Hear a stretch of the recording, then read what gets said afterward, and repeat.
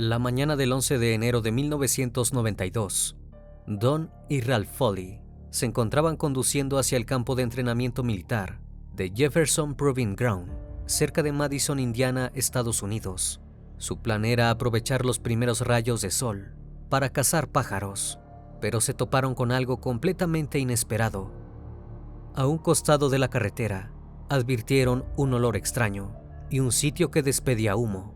La curiosidad les ganó y bajaron del auto para ver lo que pensaban que era un maniquí. Pero no se trataba de una chatarra, sino del cuerpo de una joven parcialmente calcinada, en posición de boxeador, como si hubiera intentado defenderse. Había sido sometida a un terrible maltrato.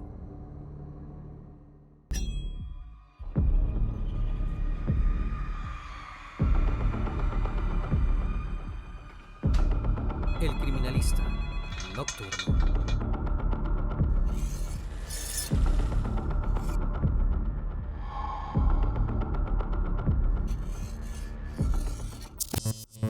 Shanda Renee Scherer llegó al mundo el 6 de junio de 1979 en el Hospital Comunal de Pineville, ubicado en el estado de Kentucky. Sus padres, Steven Scherer y Jacqueline Bacht, se divorciaron poco tiempo después. La mujer volvió a contraer matrimonio y Shanda se mudó con ella a Louisville, donde cursó hasta sexto grado de la escuela de St. Paul. Era un amante de los deportes. Estaba en los equipos de voleibol y softball, además de ser porrista. En 1991, Jacqueline volvió a separarse y tuvieron que trasladarse a New Albany, Indiana. Allí Shanda se apuntó a la escuela de Hazelwood. Sin embargo, tan solo unos meses después, su madre decidió que lo mejor era cambiarla a una escuela católica, Nuestra Señora del Perpetuo Socorro. Lo hizo porque, a pesar de que Shanda era una persona alegre y llena de amigos, había una chica en particular con la que no quería que se juntara.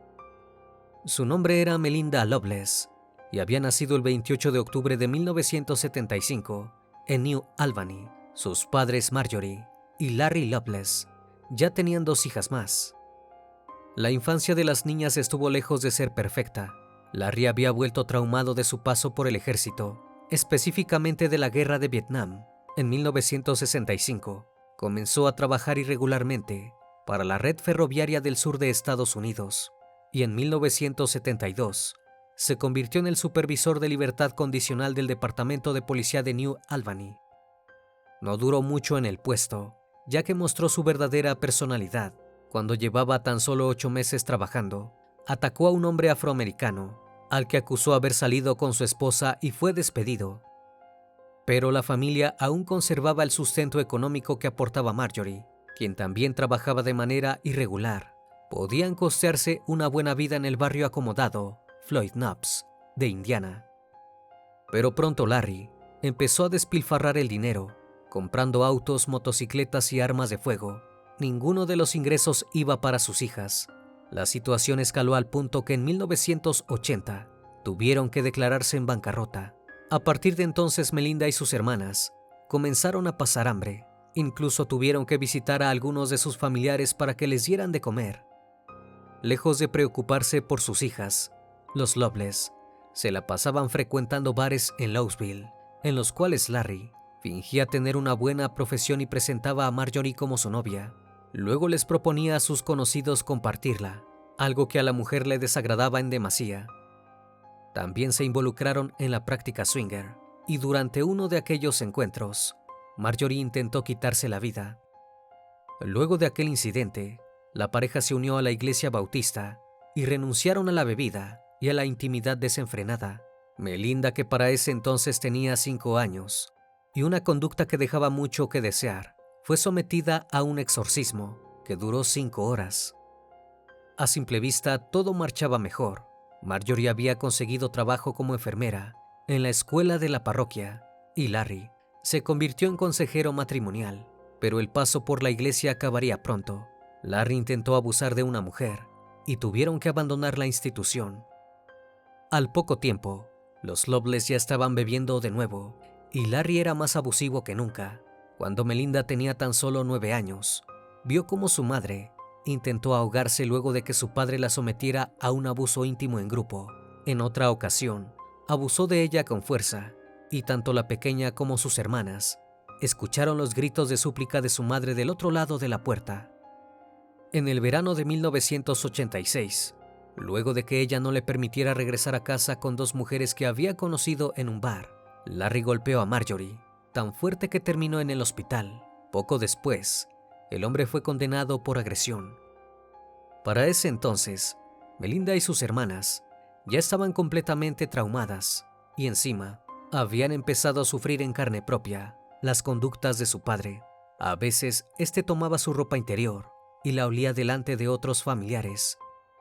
Esta situación llegó a su punto cúlmine en noviembre de 1990, cuando Marjorie sorprendió a Larry espiando a Melinda y a una amiga mientras se cambiaban. Encolerizada, lo atacó por la espalda con un cuchillo. Él quiso agarrarlo y se cortó la mano, por lo que terminó hospitalizado. Marjorie se arrepintió rápidamente de haber embestido a su marido e intentó quitarse la vida. Melinda y sus hermanas tuvieron que llamar a la ambulancia para salvarla.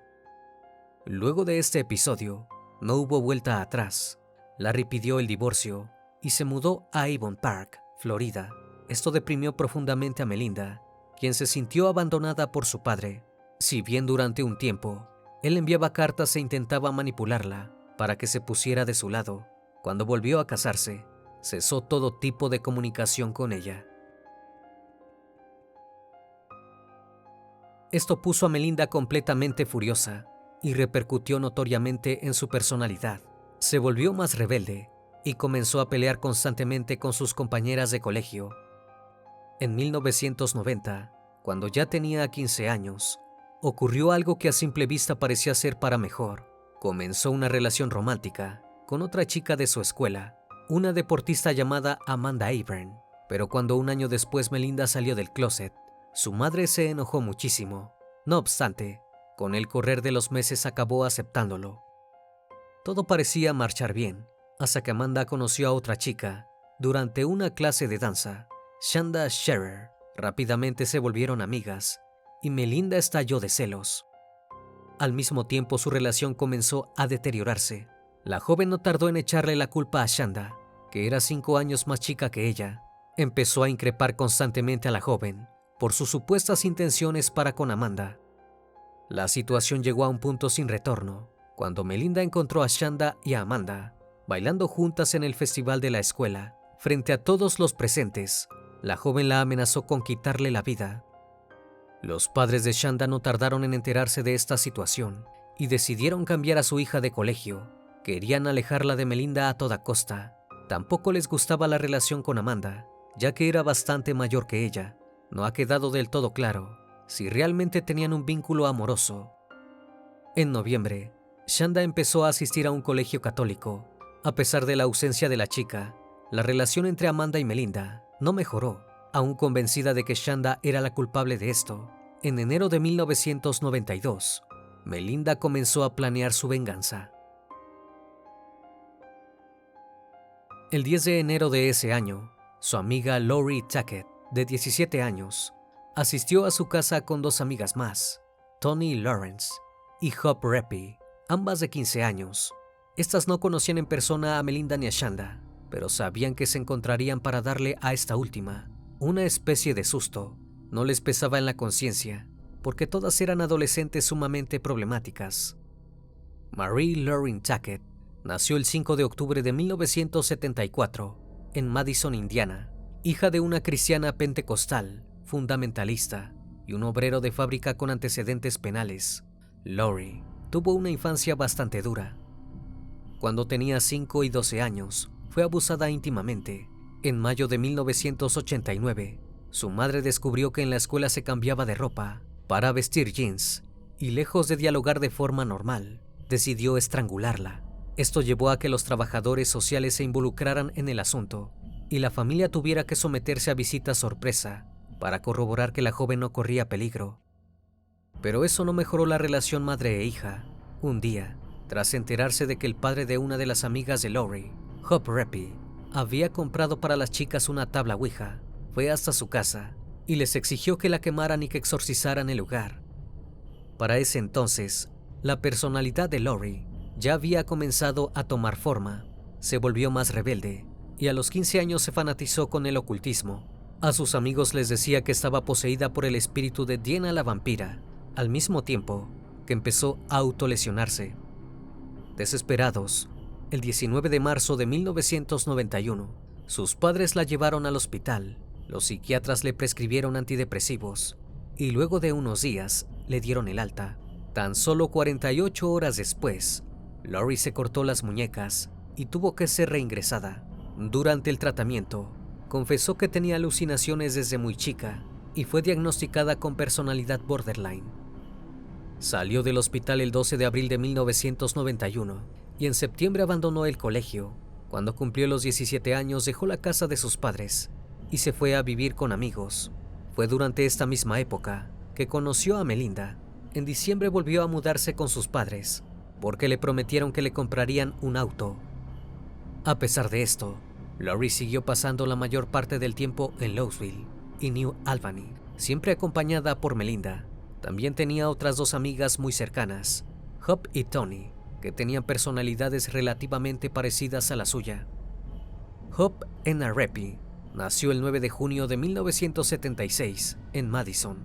En febrero de 1984, sus padres se divorciaron y tuvo que mudarse con su madre y otros familiares a Quincy, Michigan. Durante 3 años, sufrió todo tipo de situaciones turbulentas de parte de sus allegados. En 1987, sus padres volvieron a juntarse y Hope regresó a Madison. Allí se reencontró con Lori y Tony, a quienes conocía desde la infancia. Esto no gustó mucho a sus padres, quienes veían a Lori como una mala influencia.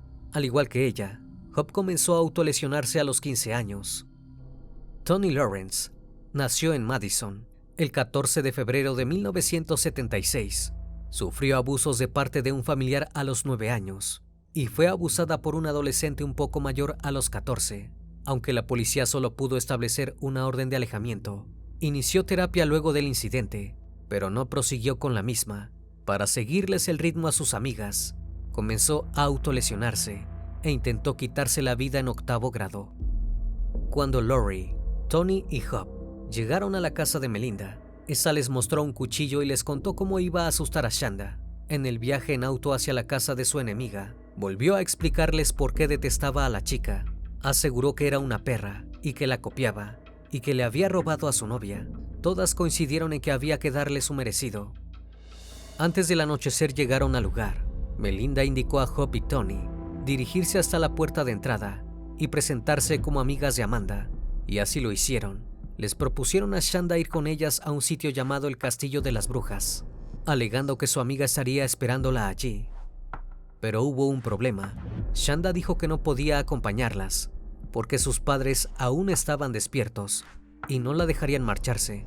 No obstante, se mostró interesada en el plan y les ofreció que regresaran a buscarla alrededor de medianoche, cuando todos estuvieran durmiendo. Esto enfureció a Melinda, que quería llevar el plan a cabo lo más pronto posible. Hope y Tony la convencieron de volver más tarde. Así las 4 jóvenes asistieron a un concierto de punk rock de la banda Sunspring en un parque de patinaje cerca de la Interestatal 65. Allí, Tony y Hope perdieron rápidamente interés en la música y se dirigieron al estacionamiento, en donde tuvieron relaciones íntimas con 2 muchachos en el auto de Lori.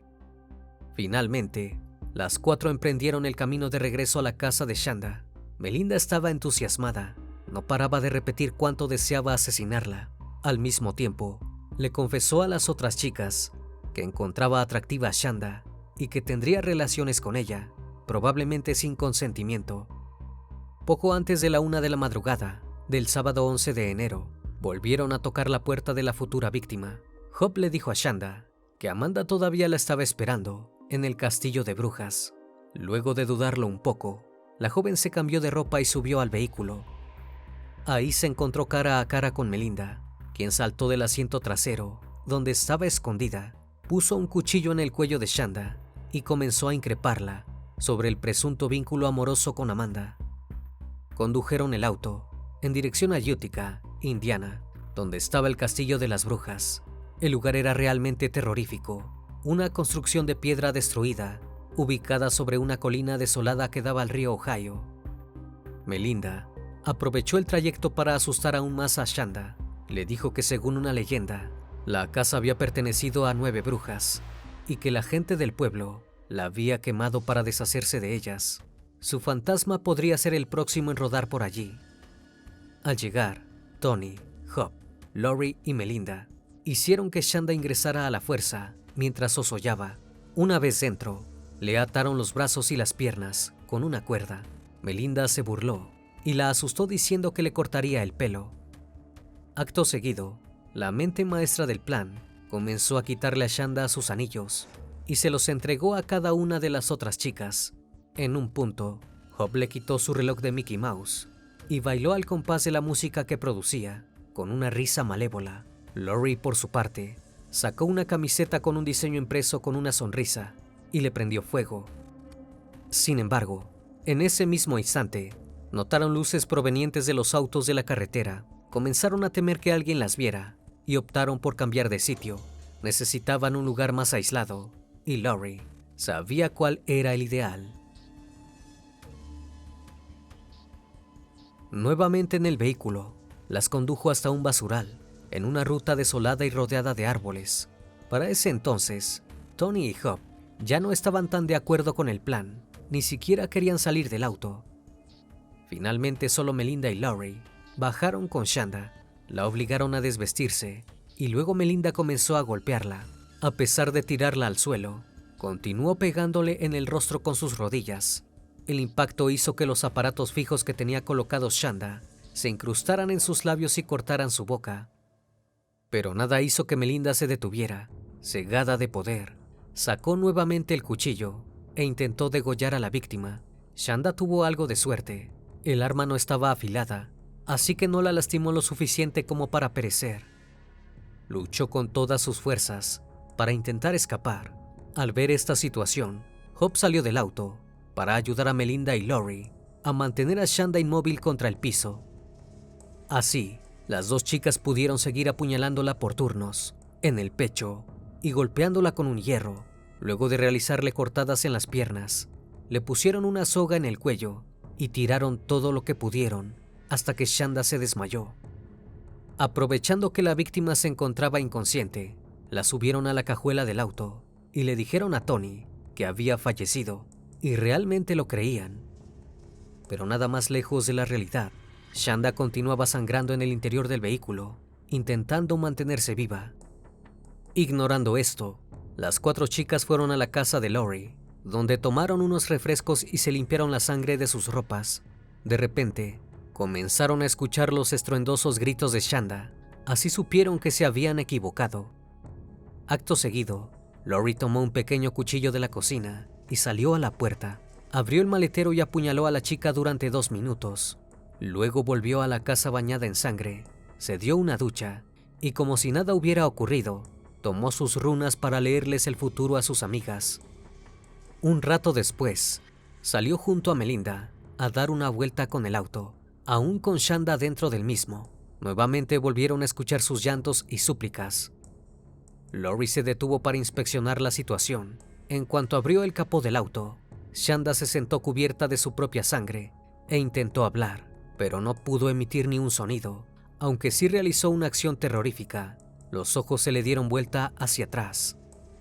Cansada de que la víctima no falleciera, Lori tomó el mismo hierro con el que la habían atacado antes y le comenzó a pegar hasta que Shanda quedó nuevamente inconsciente. Con los primeros rayos de sol, Melinda y Lori regresaron a la casa de esta última. Hop y Tony preguntaron qué había pasado y, entre risas, Lori les contó todo lo que había sucedido. El ruido despertó a su madre, que empezó a gritarle que se callara, a regañarla, porque había salido hasta tarde, y a preguntarle qué hacía con tantas chicas en su habitación. Lori bajó la guardia. Le prometió a su progenitora que llevaría a cada una de sus amigas de vuelta a sus hogares. Una vez que estuvieron nuevamente en el auto, el grupo paró en una estación de servicio. Allí cargaron gasolina y compraron una Pepsi de 2 litros. No fue porque tuvieran sed. Lori vació la botella y la rellenó con gasolina. El crimen estaba a punto de culminar. Manejaron hasta un terreno baldío donde abrieron la cajuela para comprobar el estado de Shanda, que sorpresivamente seguía viva. Melinda se burló de su supuesta rival y le dijo: «No te ves tan sexy ahora, ¿verdad?». Acto seguido, Lori y Hop envolvieron a Shanda con una manta, la trasladaron a un campo llamado Lemon Road, donde Hop la roció con la botella de combustible y vieron su cuerpo prenderse fuego. Pero Melinda temía volver a repetir el mismo error que antes, por lo que quiso asegurarse de que su víctima estuviera realmente sin vida. Regresó al lugar de los hechos con más gasolina y el cuerpo de Shanda ardió por última vez. En total, habían estado alrededor de 10 horas torturando a la joven. Después de eso, a las 9:30 de la mañana, las 4 jóvenes convertidas en asesinas fueron a un McDonald's para desayunar. Allí se burlaron de una salchicha que, según ellas, parecía el cuerpo de Shanda después de los brutales ataques. Por último, Lori llevó a Tony y a Hop a sus respectivas casas y volvió a la suya con Melinda, quien la ayudó a limpiar el auto con una manguera. Recién a las 3 de la tarde, Melinda llegó a su casa, completamente extasiada por lo que había hecho. En ese mismo momento, llamó a su exnovia para contarle lo sucedido. Amanda no creyó realmente que hubiera asesinado a Shanda y le quitó importancia a la situación. Más tarde, habló con otra amiga suya, Crystal Watton, a quien también le contó sobre el hecho. Fue junto con ella y Lori a recoger a Amanda para mostrarle la cajuela del auto manchada de sangre. Acto seguido, Melinda convenció a su antiguo amor de que no dijera nada a las autoridades, y ella se comprometió horrorizada. Al llevarla de regreso a su casa, Melinda la besó y le dijo cuánto la adoraba. Realmente quería hacer pasar el asesinato como una prueba de amor verdadero, pero ignoraba que las consecuencias estaban muy cerca. Esa misma mañana, el padre de Shanda notó su ausencia. Luego de llamar a sus vecinos y amigos, acudió a su exesposa. Eran las 1:45 de la tarde, cuando ambos adultos se presentaron en la oficina del sheriff del condado de Clark para reportar a su hija como desaparecida. Lo que ellos no sabían en ese entonces es que temprano esa misma mañana, 2 hermanos provenientes de Canaan habían realizado un siniestro hallazgo. Mientras conducían hacia el campo de entrenamiento militar de Jefferson Proving Ground para ir a cazar codornices, notaron un bulto al costado del camino. Al principio pensaron que se trataba de un maniquí, basura que alguien había arrojado allí, pero al bajarse del vehículo, se toparon con una terrible imagen: el cuerpo de una chica calcinado. Rápidamente llamaron a la policía, quienes se presentaron en el lugar de los hechos a las 10:55 de la mañana. Lo primero que observaron fue que el cuerpo se encontraba colocado en una posición sugerente, lo que demostraba que el asesinato había sido intencional. Además, la cara y las manos de la víctima habían sido especialmente quemadas, probablemente en un intento de mantenerla irreconocible.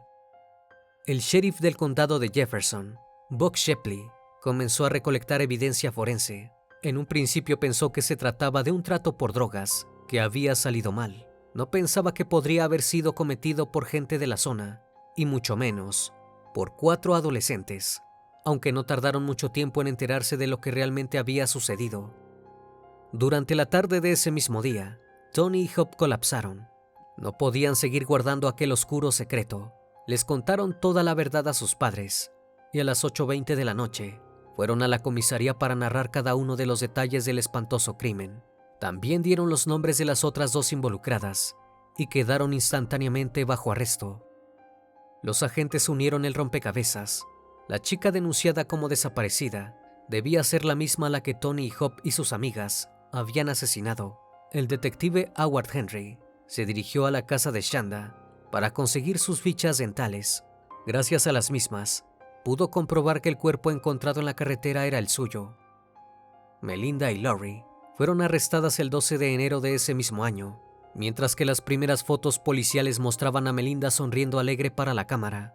Tony dejaba ver su preocupación. Sabía lo que se venía. La fiscalía declaró inmediatamente que las 4 jóvenes serían juzgadas como adultas, lo que significaba que podían recibir una pena capital. Durante el juicio, los peritos forenses revelaron los terribles pormenores del crimen. Dijeron que Shanda tenía sus muñecas y tobillos atados, que había sido golpeada con un objeto contundente varias veces, que había sido apuñalada en el pecho que tenía cortes en las piernas y que había sido brutalmente sodomizada con un objeto filoso. También se estableció que la causa de fallecimiento fue por quemaduras e inhalación de humo. A pesar de que estos actos hacían quedar a las 4 acusadas como unos seres malignos, no todo el mundo tenía esta percepción de ellas. Los profesores de sus respectivos colegios se mostraron sorprendidos y dijeron que ni Hope ni Tony tenían problemas de conducta y que incluso estaban por encima del promedio de los alumnos. Larry Cummins, el ex profesor de Lori, sostuvo que era una estudiante con buenos valores y que siempre había sido muy religiosa. Por otro lado, sus compañeros dijeron que solo eran un poco raras y que siempre vestían ropas negras. La defensa utilizó estas declaraciones a su favor, además de narrar el pasado turbulento de cada una de las acusadas. Resaltaron que todas habían sufrido abuso íntimo o físico, cometido por uno de sus padres o algún otro adulto durante su infancia. Además, Tony, Hope y Lori tenían historial de comportamiento autolesionador. Melinda, por su parte, tenía el historial más amplio de agresiones y trastornos mentales. Para los abogados, las enfermedades de las 4 chicas debían ser consideradas un factor que contribuyó a su acto violento. A pesar de esto, Lori y Melinda fueron condenadas a 60 años de prisión. Tony fue sentenciada a 20 años de cárcel y Hope recibió una condena de 50 años, que luego fue reducida a 35. Gracias a acuerdos de culpabilidad, pudieron salvarse de la pena capital, y estas no serían las únicas condenas que derivarían del caso. Durante la audiencia testimonial de Melinda, un extenso testimonio de la corte reveló que su padre Larry había abusado de su esposa, sus hijas y de otros niños. Debido a esto, fue arrestado en febrero de 1993 bajo los cargos de abuso, sodomía y agresión íntima. Larry permaneció en la prisión de Indiana durante 2 años, hasta que un juez finalmente declaró que todos sus cargos, a excepción de un cargo de agresión íntima, debían ser retirados porque habían prescrito. El acusado se declaró culpable del único cargo que quedaba y fue liberado en junio de 1995. Unas semanas más tarde, demandó a la cárcel del condado de Floyd por una suma de $39 millones en la Corte Federal, alegando que había sufrido castigos crueles durante su encarcelamiento. No tuvo éxito y en mayo de 1998, a la edad de 52 años, se quitó la vida tirándose debajo de un ómnibus escolar. Tony fue la primera de las 4 ejecutoras en ser liberada en el año 2000. Mientras tanto, la situación en la familia de Shanda iba de mal en peor. Luego del asesinato de su hija, Steven se volvió alcohólico. Falleció en 2005 a los 53 años. Como consecuencia de aquella enfermedad, fue sepultado al lado de Shanda. Su exesposa dijo en un reportaje por televisión que luego del crimen quedó tan destruido que hizo todo por perder la vida. Ella, por su parte, intentó salir adelante. En abril de 2006, gracias a su buena conducta, Hope recuperó la libertad bajo palabra y estuvo bajo supervisión durante 5 años. En 2012, la madre de Shanda se puso en contacto con Melinda. Quería donarle un perro llamado Ángel en nombre de su hija para que lo entrenara en el programa de asistencia canina de Indiana, que proveía mascotas de servicio a gente con discapacidades. Fue duramente juzgada por la prensa, pero siempre respondió que quería que algo bueno saliera de aquella situación terrible. También dijo que era lo que Shanda hubiera deseado. Un documental titulado Charlie Scars presentó el proceso atravesado por la mujer, hasta que logró que Melinda entrenara al perro en memoria de Shanda. La sentencia incluso brindó su propio testimonio en el filme. A pesar de perdonar a la mente maestra del crimen de su hija, la mujer se enfrentó con Amanda, a quien consideraba tan culpable como a las otras 4 chicas por el asesinato de Shanda. Expresó que si no hubiera sido por los celos que ella despertó en Melinda, su hija no hubiera sido asesinada. También indicó que la joven mantenía relaciones íntimas con Shanda, quien era menor de edad. Por último, aseguró que Amanda sabía que Melinda quería ultimar a su hija y que no hizo nada para que esto no ocurriera. El 11 de enero de 2018, Lori fue liberada del Centro Correccional de Rockville durante el 26º aniversario del fallecimiento de Shanda. Luego de cumplir casi 26 años de prisión, Posteriormente completó un año de libertad condicional. El 5 de septiembre de 2019 ocurrió lo mismo con Melinda, que se encontraba en la prisión de mujeres de Indiana. También cumplió un año de libertad condicional en el condado de Jefferson en Kentucky. La espantosa tortura a la que fue sometida Shanda habla de la crueldad de lo que son capaces los adolescentes, pero también de lo terrible que pueden ser que los niños crezcan en hogares disfuncionales. Si Tony, Melinda, Lori y Hub no hubieran sufrido decenas de abusos durante sus respectivas infancias, hoy probablemente Shanda estaría viva. Antes de terminar con el video, les recuerdo que pueden seguirme en redes sociales. Actualmente me encuentro en Facebook, Twitter, Instagram, TikTok y también en Spotify. Si el caso de hoy te pareció interesante e informativo, te pido me regales un like o un comentario sobre la transmisión de esta noche. Me despido de ustedes, no sin antes agradecerles su compañía, y recuerden, si aún no estás suscrito, te hago la cordial invitación a que lo hagas y formes parte de esta gran comunidad. Esto es El Criminalista Nocturno. Hasta la próxima emisión. Buenas noches.